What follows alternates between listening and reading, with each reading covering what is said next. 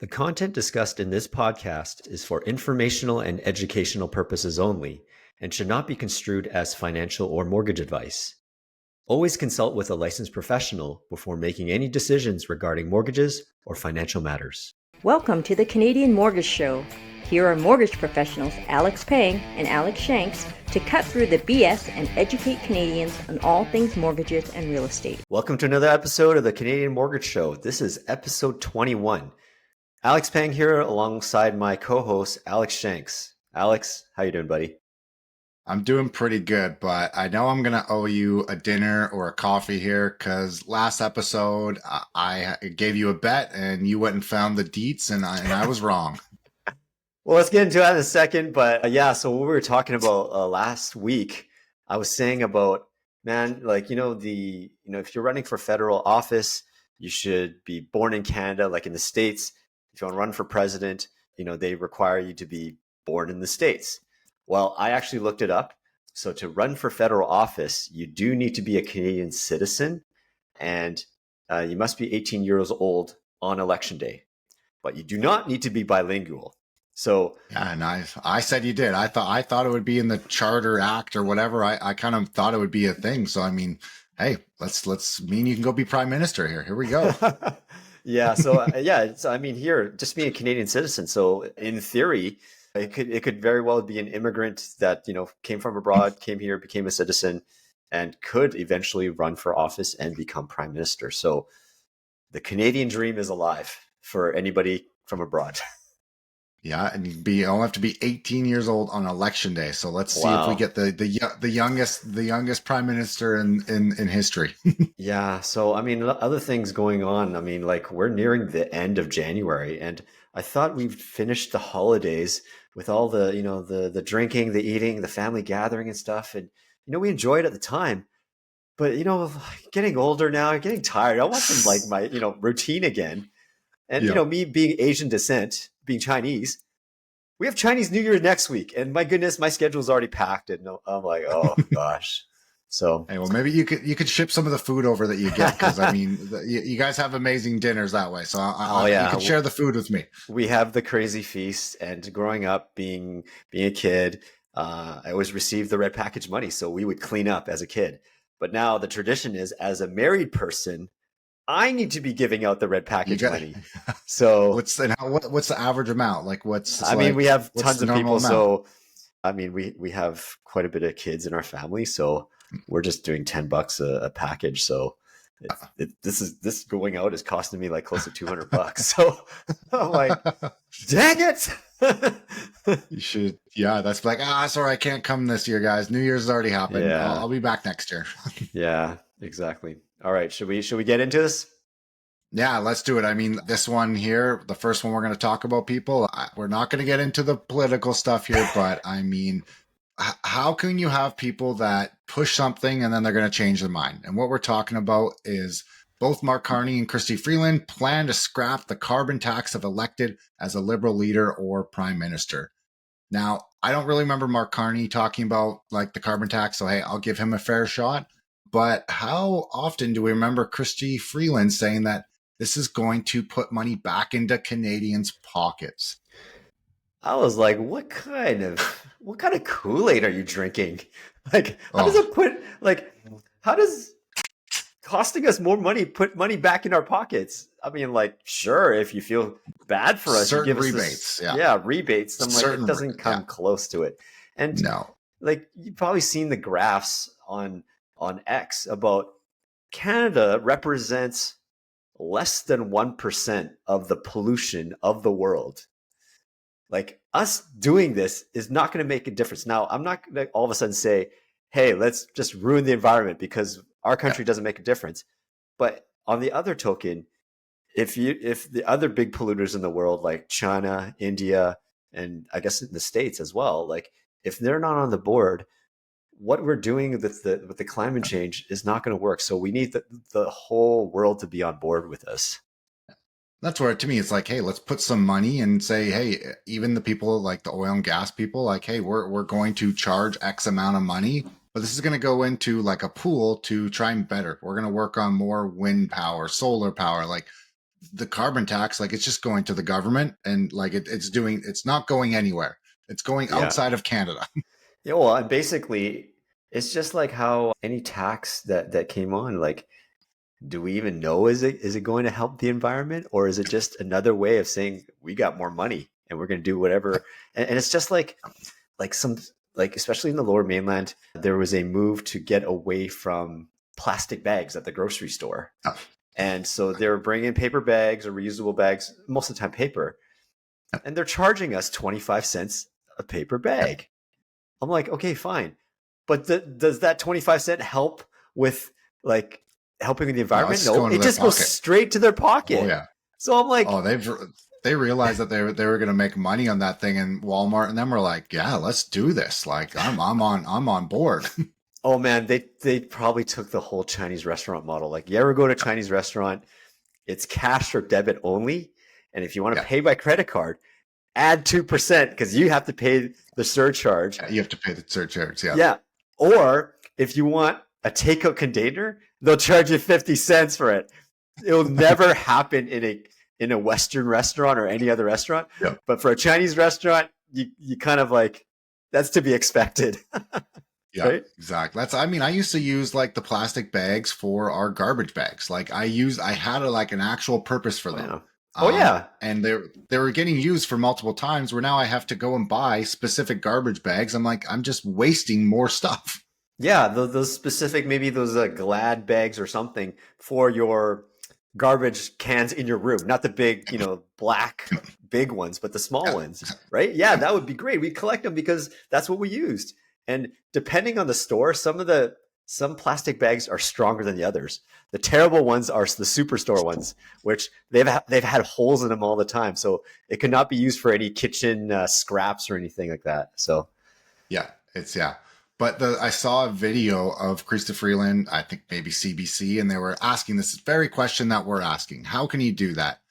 And she came out and said, well, everyone's a part of a team. You have to like say it. So she's pretty much trying to say that she didn't agree with it, but went along with it because everyone else. I'm telling you right now, that is not the right mentality. Like we tell our kids, hey, don't listen to what the group is saying. Like, if you don't think they're doing right, like, you have to listen to yourself. You have to tell people what's right. So like, that is a sad excuse. yeah, that was just like, so basically you were just being a good soldier at the time because you didn't want to ruffle any feathers. You didn't want to put a target on your back, and you wanted to climb the corporate ladder or make good of, with you and your boss, JT, Justin Trudeau. So I don't know. And so now just going to say, hey, I'm going to get rid of it, and we're going to try and get votes. It's so pretty yeah, shitty. it's almost like, if you can't fight for what you believe in, what makes us Canadians feel that you can fight for what we believe in? Exactly. That just came to me right now. Yeah. I'd be very interested to know that if someone voted for her, I would want to know, like, so how are you going to believe what she's going to be doing? If we already know that she's going to kowtow to someone else just to make him happy, how do we know she's going to actually go to bat for us? Yeah, exactly. So, boy, has the tables turned, right? When there's desperation in the air, people will turn on a dime and they'll say whatever you want to hear, right? So yeah, exactly. Well, I like this one too. It's saying that BC has launched its short-term rental registry finally, with the short-term fees and everything. They're already like each city municipality has already been charging business licenses and everything for this. So, I mean, this is kind of like they've already kind of cracked down. So now they're requiring people to license and post their registration number on the listing. Yep. So, short-term rental operators, Airbnb, Vrbo, they need to apply for this registration number to display on their listings by May the 1st. And those who fail to comply will have their listings taken down starting June the 1st. So there's going to be annual registration fees ranging from $100 for hosts who live on the property, $450 for those who live elsewhere, and $600 for strata hotels or strata units. Which stratus. Like that 450 one's weird, because I think it's like if you have a lane, like a carriage house, if you're on the property but you have a carriage house, you're going to get charged $450. Where to me, it's like, well, why wouldn't it be any different of like living in the house? Well, I mean, technically, you're living on the property. So is the property the building or property the land? So I Yeah, mean, the way technically, I I would saw fight for it the as a one hundred yeah, dollars. that's what I do. Just the way that I read it, it said like carriage hose and stuff was the 450, and I was like, that just seems crazy. And I mean, again, we're talking about people just stacking fees on top of fees. Again, the municipalities have already been collecting this as well. Having registered, hey, I think that's super smart. Have to post your business number, perfectly fine. But you're just again, we're just collecting money from people. Yeah, I mean, this is probably another nail in the coffin of the attractiveness of Airbnb or Verboing your home. So it's becoming And so less and like less attractive now. do you think like the government is then like gone to Airbnb and Vrbo and said like we have the power that like are they actually going to like will they be delisting them? Is the government going to go there and say, hey, you don't have your business license, Airbnb, you got to take it down right now? Well, I yeah, feel like Airbnb. they're gonna have to, right? If they're gonna make a statement like that, they need Airbnb and Verbo to kind of So, play ball, so I mean, essentially, right? so I mean, it gets down into a scary path. Is the government just do they just have the control of everything? Yeah, yeah, and we'll talk about it later in a different industry. But if you have so much government regulation, will Airbnb and Verbo ultimately say, "Screw this, we're just going to leave BC altogether"? Yep. Imagine that, right? And then all of a sudden, it's not like short-term rentals will disappear all of a sudden. It's essentially forcing people to go to the black market and do something Which on their own, that's right? That's how I feel like everything that we've have going on in the government, we're just pushing people to do things that like are illegal by the government standards, but really like in all honesty, you're probably like, hey, like this is fine, but they make stuff illegal. Yeah, or they're finding a way just to, be so restrictive that like people are going to do it anyway. They'll just find a way, and they'll end up posting it on like freaking Facebook Marketplace or something like that, or Yeah, set up their own website exactly. and Yeah. use Instagram to market it, something like that, right? Yeah. So, Yeah. I'm all for like them like cracking down. Like I think there's a lot of illegal things like for sure that people have been taking advantage of it, of saying buying a house, saying that it's not. But again, if you're running it as a business, hey, it's being run as a business. Like that's a different story. absolutely, absolutely. So, we've been long saying that BC and Ontario, we are a rent controlled province. So there's an account that I follow on X that is a property management company. And he gave an anecdotal story about renters taking advantage of the system. And because there's so much backlog and not enough, I guess, staff on the rental tenancy board, that they're able to take advantage and not pay for like months on end, sometimes 6 months to a year before they're finally evicted. So, folks, if you've been abusing the system and you're on that side of the renters, those days are numbered because the rental tenancy board now, here's a story that they're lightning fast now with the orders of possession. So let me give you the timeline here. So here's how a property manager received an order. So basically, an order of possession is a notice from the government, from the court or a judge saying you must leave, like your actual get the F out kind of thing. Right. So Yep. here we go. So let's go for a timeline here. So rent is not paid on January 1st. The landlord delivered the notice legally on January the 4th. Then they filed on January 8th after discussion with landlord clients. That's what the property manager did. The rental tenancy board issued a hearing package on January 9th. Wow, that's faster than the government. I'm like, well, that's pretty good. Evidence is submitted next day on the 10th. 10 days later, an order of possession was awarded on January the 20th. Yeah. So now bailiffs, I guess you have to hire bailiffs. It's not part of the rental tenancy board. It's kind of like a outside contractor you need to hire. Yeah. So bailiffs are currently booking 2 to 3 weeks out. So as a landlord, if you're diligent, you can have physical possession of your home in about 6 weeks, which, wow, that's a far cry from 6 months to a year or 9 months, right? So I mean, Toronto was really bad. At one point they were 12 to 18 months, but they've caught up now, or they've added staff on their end, and they're about 5 to 6 months now. So it's getting a lot better now. Yeah, and that's I mean this is what we need. This is one thing that I think will again, potentially, hopefully help people that want to buy investment properties, want to rent out their suites in their house, because they know that, hey, if something goes wrong, I can get them out fast. I was having this discussion with my mom. She owns a condo property, more as herself, like living for vacation, kind of does some small time Airbnb. And we were like, well, why don't we get some more long-term rentals? She's just deathly scared of getting someone in long because she's worried that if they come in, she can't kick them out. But having stuff like this, knowing that if someone's not paying or they're damaging it, knowing that we can get them out quickly, this could help. Yeah, this is kind of how the pendulum is on the side of the renter, and as landlords and investors, there was no incentive. It became so difficult that a lot of landlords and investors have stopped doing it altogether. This is kind of good news on the landlord front, where we're like, okay, it's coming back in towards some favor, so that it's making it attractive again, so that the inmates aren't running the asylum, so to speak. So yeah, this is good news on the front of landlords and investors as well. Just to be fair, just because I mean, like, for one, not getting your rent paid for like a month or two, like, hey, that's horrible enough. But it's the damage that the people do after, because they're sitting there and they know that they're getting kicked out. They know that, oh, I got my 6 months.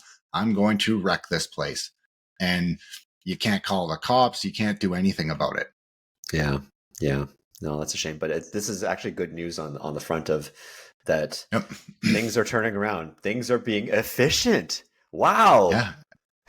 It's cool to say, like, hey, if I get you all the documents, why? And I was actually thinking about that, Alex. We know that on mortgage side, like, people want stuff now. It is like boom, boom, boom. I want to answer yesterday. Where like other stuff, it's like, oh, if you wait 2-3 weeks, if you're a lawyer, there's no like urgency for them. Where like us, it's like we need the answer yesterday. Yeah, I mean, like, I'm not used to government or some sort of like municipal entity or public, some sort of public like thing being so efficient. I'm like, really? Like, wow, that's pretty good. Yeah. So I mean, it should be.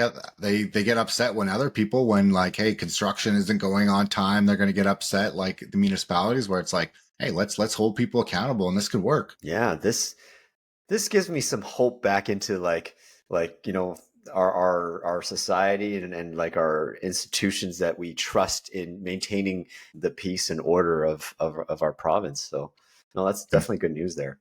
So, this is probably the last piece of news before the Bank of Canada makes their interest rate announcement 2 days from now. So the inflation report. So yeah, the Bank of Canada is making an announcement on January the 29th. So yeah, on Thursday. Canada's inflation rate, that is Thursday, right? Yeah, so I got my times right. Canada's inflation rate went down to 1.9% in December, so down from 1.8% in December, pardon me, down from 1.9% in November. So now it's largely boosted by the GST, HST holiday. So we're in the middle of it right now. It goes to February 15th. Have you seen any difference with the GST holiday? I mean, I was just going to ask you, did that thing actually get enacted? Did it actually go through? I haven't seen anything. Yeah, I've actually noticed it because part of what we do, we go to coffees and lunches all the time. I have noticed it because I'm so used to like taxes being add on. Like if you're having a coffee, it ends up being like $3.79 or some sort of obscure number. But I've had a few like meals and it's straight up like $3.50. I'm like, oh yeah, there's no tax on this, right? That like it doesn't make a difference. I haven't been looking at my receipts, I guess. I just got to actually look at the bill that I'm paying.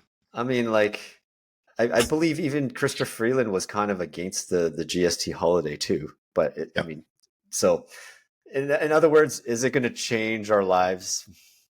No. I mean, it's not going to, make our mortgage payments go from 3,000 to 2,000, right? If you're asking us that, it's not going to make a big difference. Like, yes, it's nice, but it's not really going to make a difference to the end of the day. No, and it's great to see that these numbers are coming down, because this is the data that the Bank of Canada were within their target range. They want inflation to be below that 2%.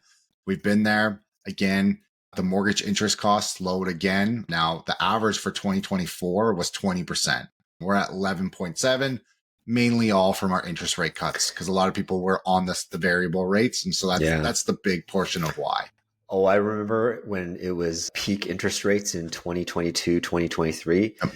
the mortgage interest Like cost 34 or something. Like it was 34, yeah. 35%. I'm like, well, yeah, like it's kind of like, hello, yes, of course it is, because your rates are so Yeah. high. Of course it counts housing, and it included rent and housing costs amounted for 30%. I'm And like, like I don't think Tiff no Macklin's ever shit. really like has that ever been like did Tiff Macklin ever bring it up that like the other countries they don't include it in it? Like Yeah. was it even I can't even remember if he ever said like, hey, if we're at 3%, if we actually didn't have this, we'd be in our 2% target range. Yeah, so it's one of those things where one number is dependent on this number, and it's kind of like biased already. So Yeah. like it allows you to manipulate it. Like, oh yeah, we're just going to lower interest rates, so it'll lower inflation, so it'll look good. Yeah. Yay, right? You know, like Yeah. yeah. So And like the main one that they want to see is the core inflation as well, which again, as long as these numbers are all going down, it just leans more reason why the Bank of Canada can cut interest rates. Doesn't mean they're going to, because there's other factors. Just inflation's not their only factor, but it's giving them the right data that they want to see. yeah, Alex, do you want to explain to the audience what is core inflation? Core inflation is like the whole, it's taking all of it, where like there's so many different buckets for an inflation. And I mean, inflation is such a it's honestly the government's secret way to say we again are increasing your prices, but we say that it's not really happening. And so there's like the different buckets of it, but core is like the main products that we use. And so that's where to them is like the one that doesn't get shifted as much because hey, if oil falls, it's not as drastic in the core inflation. But again, it's so weird. We have headline inflation, we have core inflation, we have trim inflation, we have medium inflation. Like if anyone goes to the Bank of Canada website, like your eyeballs would go sideways. Yeah, it's like, what does that mean to me? I'm like, okay, Yeah. we just hear these these terms get thrown around. I'm like, so what is it like? I just the regular person would just glaze over. I'm like, yeah, and what does that And mean? again, to people, most people think inflation means like, hey, inflation's at 1.8, prices are going to be coming down. But we just have to remember all it means is just prices aren't increasing at a 5-6% range. It just means it's Yeah, only going up by 1.8. yeah, you just won't see it go up as fast. Yeah. So I was talking with a colleague about it today. What like in order for prices to actually come down, what would have to happen in the world? That would be deflation, right? Like Yep. for a loaf of bread to go from remember a loaf of bread used to be like what, $2? Now it's like what, $4 or $5, something like that. And that's, I mean, like, yeah, we would Yeah. need deflation, but at the Yeah. So same time, like, what would have to happen in the world? Would we have to have like another pandemic or something, or World War III, something like that that's, I mean, for a world yeah. war would probably do it because it's like we need, but at the same time, could we not look in like I would be very interested to know what the profit margins for these companies have continued to increase. Yeah. Their profit margin just keeps going up. Inflation to them is like, hey, my profit margin's down. Well, I got to raise my prices. And that's Mm. where it's like, and a lot of it made sense because the shipping cost in 2021 and 2020 went nuts. To ship a container from China, it was $12,000 to 20 compared to the 1,000 it used to be. So hey, price is rising, but then everyone realized like, hey, people are still paying it. Why would I drop my price now?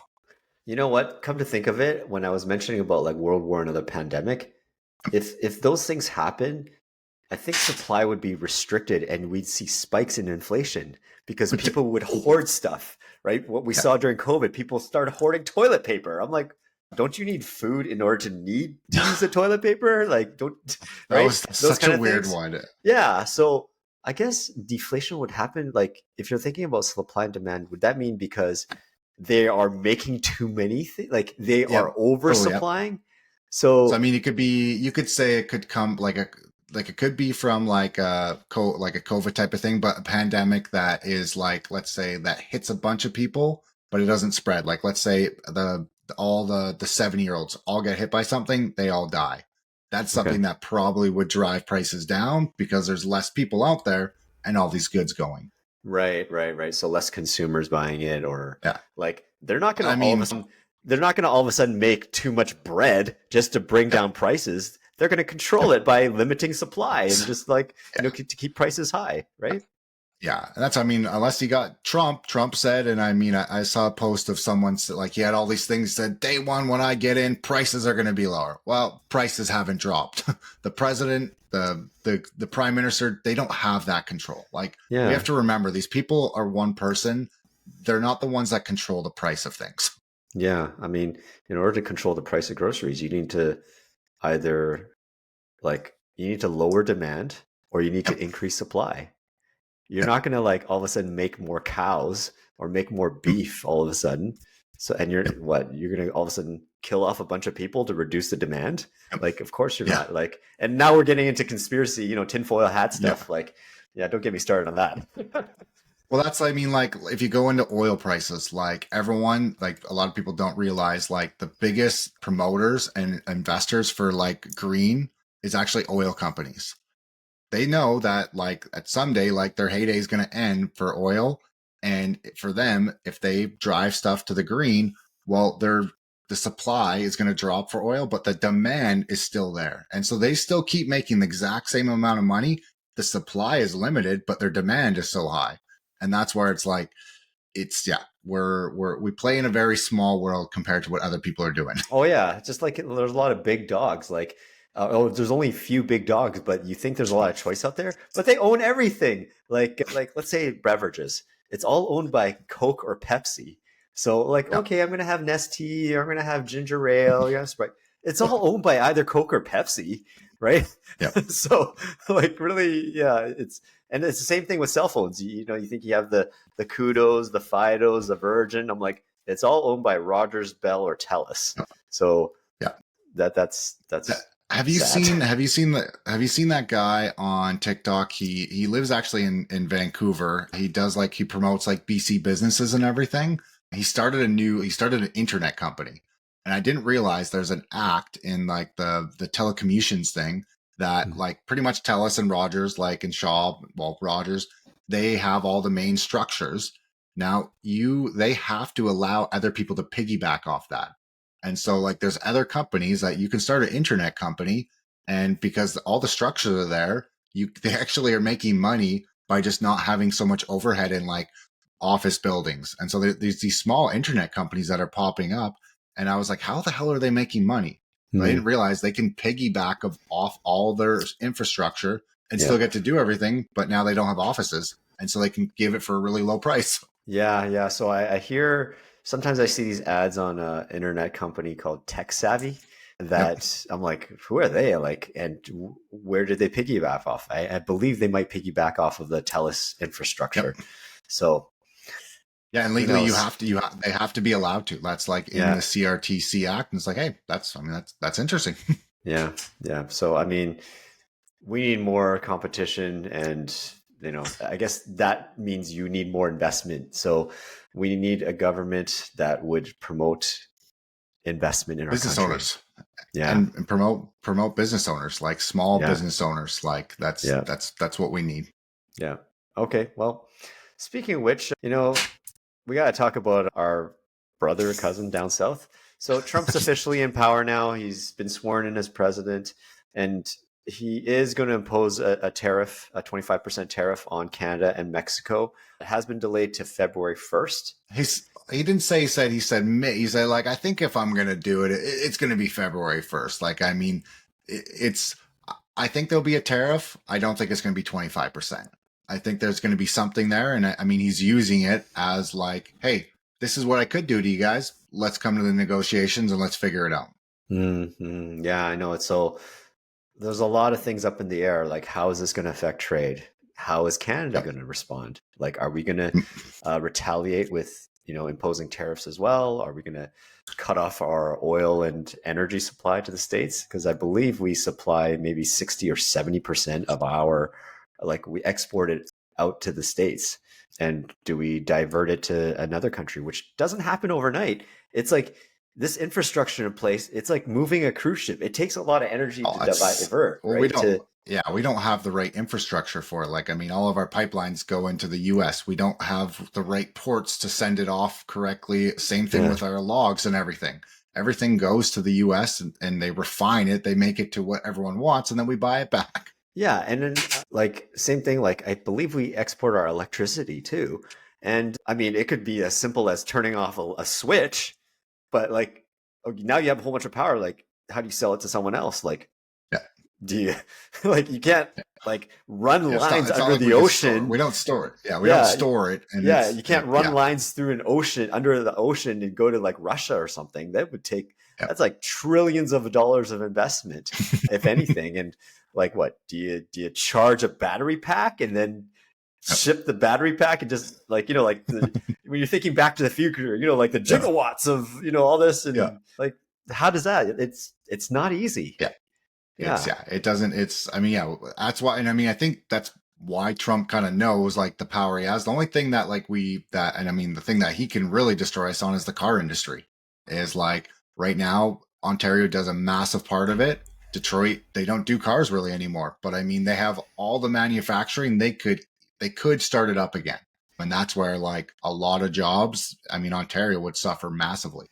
Yeah. So, I mean, just speaking on myself too, like I buy my gas in the States. I'm 20 minutes from the border. I got Nexus. I know you texted me that other day. I was going to say, man, you're not even supporting the Canadians. Holy shit.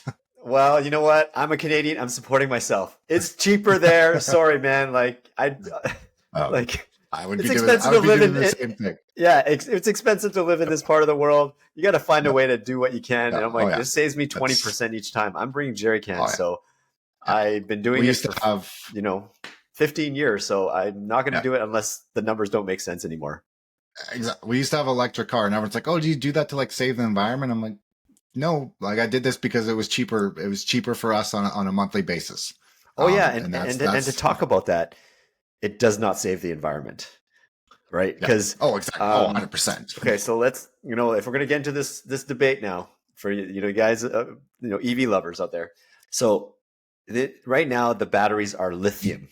I know in China they've been testing on sodium ion, but right now it's still lithium. Now lithium needs to be mined, and correct me if I'm wrong. I believe the major lithium mines have been in Argentina, and what happens to that ecosystem there is it gets mined, but that whole ecosystem gets destroyed.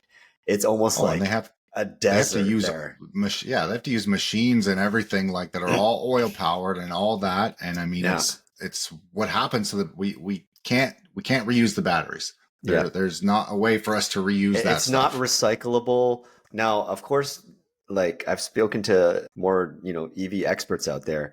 If you go to a car dealership and you need to replace your battery or your hybrid battery in your car, often it's like $8,000 to $10,000, $20,000. And, there's been more move of, the EV, not the entire battery needs to replace, but just the cells in the battery. So it can be, it could be cheaper on that front. But if you think it's saving the environment, it's not. It's just basically robbing Peter to pay Paul.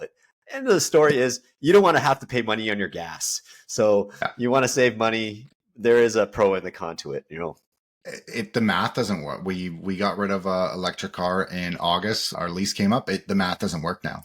The cost of them outweigh the savings. Yeah, I looked into it once, and I believe in order for because getting an EV costs more than a gasoline vehicle. If you're looking from a pure saving perspective, you would need to have owned the car based on average driving, you need to have owned the car for at least 7 years to break even. Yeah. Well, and that's where when we got it, it was a really good deal, and the math was awesome. Yeah. So, I mean, speaking from a consumer standpoint, most people don't keep their cars for 7 years. No. A lot of people change their cars every 3 to 5 years. And when you do that, then I have some family members who have Tesla, and I understand, hey, it's a cool car, but if you're saying about saving money, it's not saving money. Like you prepaid for your fuel, like your energy by spending $80,000 or $90,000 on the Model S.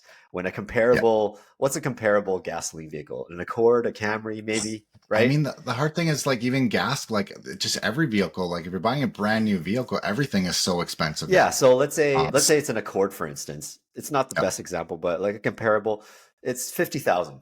Geez, like an yeah, Accord 50,000. But the Model 3, whatever you spec it out to, is 80 grand. So there's a yeah. 30 grand difference. How long of an energy savings do you need? Like, how long do you need to own that car for to make up that? You're going to have to own that car for 15, 20 years, and most people don't Oh, own it. By then, your exactly. battery's already gone. You have to like change over and you're moving on to the next cool thing. Anyways, I'm taking too much time. Let's move on. Let's jump. So, I mean, we were talking about obviously what Trump's talking about with the tariffs, and this is where Bank of Canada does warn that like there could be a major like GDP hit from a trade war, and that's a scary thing. Like GDP, and again, they say we're not in a recession.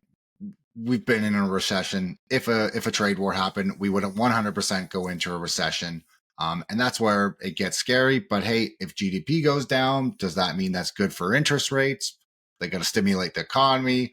Do people get low rates? So I mean, you got the piper on either side. It could be good for some people. It's going to be really shitty for other people. Yeah, and if interest rates were to drop a lot, like it's because a lot of other things are happening. Like Yep. businesses are going to suffer, mass layoffs are going to happen. So, Yep. like, I would love interest rates to go down, but people are going to suffer, and like Yep. people are going to lose their jobs, and yeah, so it's kind of Yeah. the That's what I mean. That's pro and the con of why it. why do we have low interest rates if you don't have a job? It's great to say, hey, interest Yep, rates are at 3%, but hey, I can't but even buy a house because I don't have a yeah, job.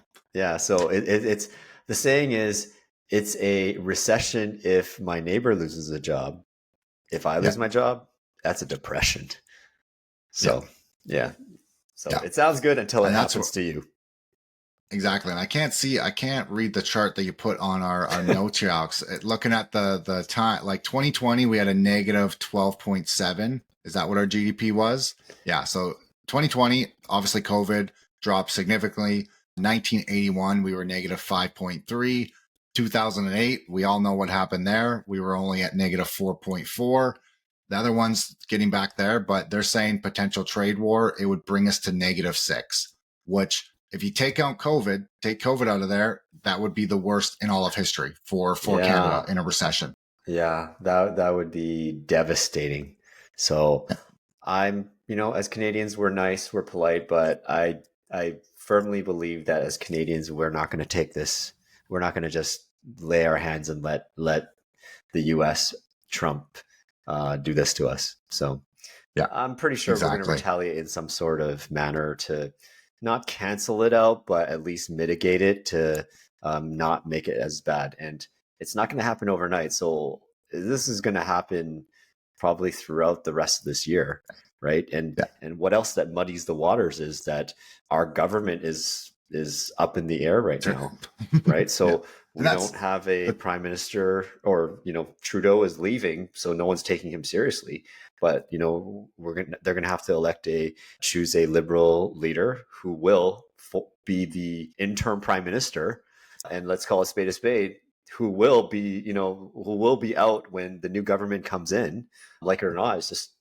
I just call it as I see it. That's probably what's going to happen. So yeah, it's going to yeah, be a kind of a tumultuous year. Like lots of uncertainty. I think I would say quarter two, halfway through the year, I feel like we'll be more like figuring out like, okay, this is what's going on with the economy, this is what's going on with the government. And that's where, yeah, it's kind of a wait and see. The one thing, I don't know if everyone here, if people are on TikTok, if they're not on the TikTok, but there was obviously the last like week, month, it was going to be banned in the US. And it actually did get banned. And I mean, I don't know if you were watching like all the stuff as it was happening, Alex. I was downloading videos that I haven't posted. So I'm like, holy shit, I'm going to lose all my videos too if it stops here. Cause I didn't know if the server was going to shut down fully and stop Canadians as well. And I mhm. mean, it was pretty crazy. Like, this was again people's livelihoods. People became famous and they actually started businesses on TikTok in the US and just gone overnight. And it was 19 hours it was shut down for. Oh.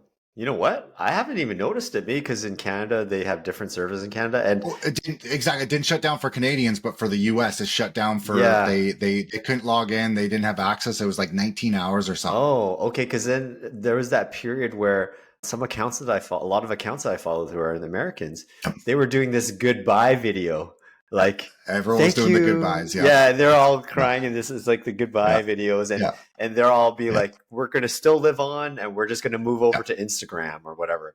And Yeah, there was a exactly. period Yeah. where even my wife was telling me there's a lot of like the TikTokers were gonna go to Red Note, which is a Yep. Chinese app.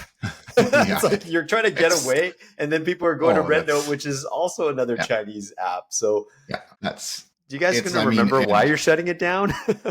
exactly. That's yeah, it's pretty funny. And I mean, it came back. We're not going to put our tinfoil hats on. We don't know what happened. There's sources out there saying that did Meta, Mark Zuckerberg, did they buy it? Did Trump sell it to them? Does the US own it? There's definitely some weird stuff going on there, like the way that certain stuff has happened. But I mean, again, someone has our data. If you post anything online, people, you just have to remember your data is being taken. Like if you don't want it taken, don't post online. Like that's easy as it is. Yeah, I mean, I'm of the the side of I'm not that important. So Yeah, I'm not a CIA. I'm not an yeah, intelligence opera. I'm not a spy. I have yeah, nothing to hide. So yeah. go ahead. Yeah, I mean, watch me when I'm sitting on the toilet scrolling on my yeah, phone. yeah. Like newsflash, the government also can track us by our debit and credit cards of our Yeah. purchasing activity, and Oh, and we think of in the use Google Maps so they know where we are, our location, and everything. Like, think of in the U.S. they got like that guy that came out, whatever Snowden, not Snowden, the guy that like found out like the military has been like tracking people's phones and following what they're doing like way before. Like it was when Obama was in power, saying like, mm, oh no, we don't watch that stuff, and it's like, well, you definitely do. yeah, yeah. So I mean, if you're not breaking the law, if you got nothing to hide, I really could, I really could care less, right? Yeah. And that's, I So. mean, obviously, we then saw Pierre Poilievre saying that he wants to ban TikTok in Canada. I was quite surprised. I was actually like shocked by that. Like I'm like, that buddy, was yeah, can you not read the room? You are clearly probably going to be the next prime minister. So, yeah, like, did you just lose a lot of votes by saying that? yeah. I'm like, It was a weird you know, one. It was like when like when you're playing sports and your team is clearly ahead, and yep, they did something like stupid. I'm like, what are you doing? Just nurse it yeah, home. Nurse home the victory. yeah, Right? yeah, Right? Or like, you're the Leafs fan, I'm a yeah, Canucks fan, and your team is doing better. My team is just falling apart.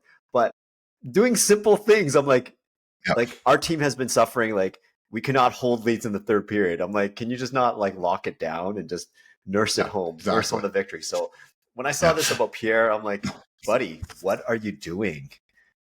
yeah. Like, It was yeah, it's like and you probably have a majority government coming in. You just gotta yeah, like stay the course. And yeah. anyways, I don't But I again, doubt TikTok yeah, will be banned in Canada because yeah.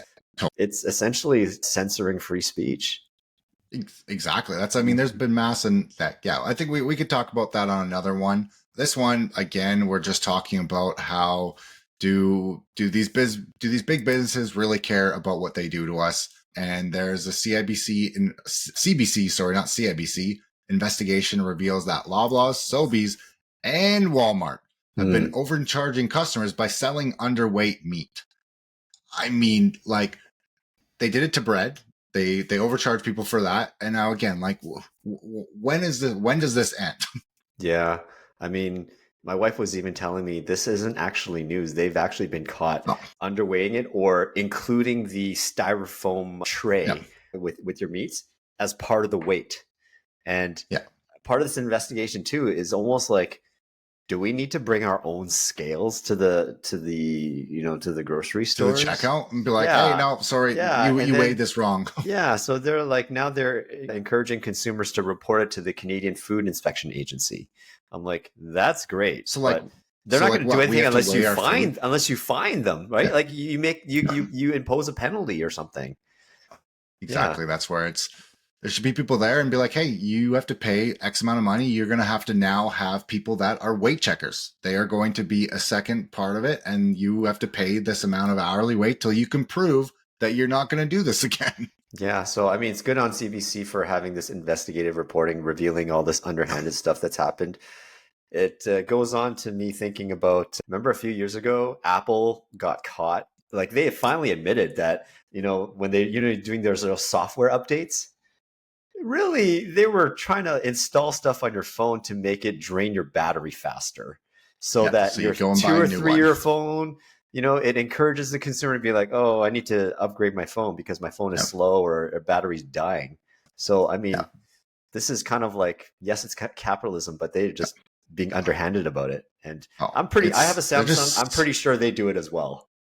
Oh yeah, they're all doing it. I mean, it's like my phone, my service the last 2 weeks have been atrocious. And like in areas that I know that I have service before, and it's just like, okay, you're iPhone 13, so what? You want me to go buy a new one now? Yeah, and another thing here is, how Apple had this proprietary plug charger, and now they don't have that anymore. They're now at USB-C. It's because Europe, there was I think it was a class action lawsuit, or Europe told them that anti-competition or something like that, that they were, I think they were like wasting. Oh, it was just waste of, being wasteful of resources, and told them to stop doing this Apple proprietary charging plug. And now they have a USB-C. So, the companies we know and love may not be entirely clean. They could be, dirty. So, we got to fight the good fight as consumers when we catch something to call it out as it is. So, yeah. Now this is a sad one. It's not great for people, and this is obviously a scary thing when we have government stepping in and stuff. But Amazon is going to be shutting its operations in Quebec, and it's going to move to a third-party fulfillment. So I mean, they're still going to be operating there, but they're not going to have their depots. And it says the Amazon employees in Quebec, they were decided to unionize, and Amazon lost a challenge at the labor tribunal. Now, this is a hard one. I believe in unions. I do believe in them, but I also don't believe in them in some cases, like depending on what they're demanding and everything. But I mean, there's going to be like 2,000 people that are probably going to lose their job from this. And it's like, it's such a hard thing. I don't know what is the perfect thing. Like, where do we find that unison? Yeah, that's just sad. It's basically saying like, because you want to unionize, then 2,000 people lost their job. Now we understand unions are good in situations where employers are taking advantage of their employees. Like, if we're dating it back to like, the miners or the, the people that really doing hard labor, building the railways, all that kind of stuff. And in other cases too, like unionized workers for the hospitals, nurses, municipalities and stuff. Yes, there's pros in that. Someone said, oh, so thank the union for help, thank the union for losing your job. I don't know. I can see why they want to unionize, to make it more fair. And so this kind of sucks. Yeah. This is it, as let's say, as it gets tighter, recession gets more, if it gets less, this is where people start to lose their jobs. And this is where we talk about, hey, it's great that rates are coming down, they'll keep coming down, but there's going to be pain and bumpy road for people all along the way. Yeah. So anyways, I think this is about time to wrap it up. Any closing thoughts? No, I think that's a good one there, Alex. It was nice chatting with you again, going all over everything, and looking forward again to next week, and we'll talk about some interest rates here. Absolutely. So, folks, happy Chinese New Year, or I guess I'm supposed to say Happy Lunar New Year to be more PC. Happy Lunar New Year, but really it's Happy Chinese New Year. On behalf of my co-host Alex Shanks, I'm Alex Pang. Thanks for tuning in to this episode of the Canadian Mortgage Show. We'll see you next time. Talk to you later. Now, if you enjoyed this episode, make sure to like and subscribe. If you're listening on Spotify or Apple, make sure to follow us. Please give us a 5-star rating. You can even send us an email because we want to know what you guys want to hear about. That's what we're here for. Reach out anytime.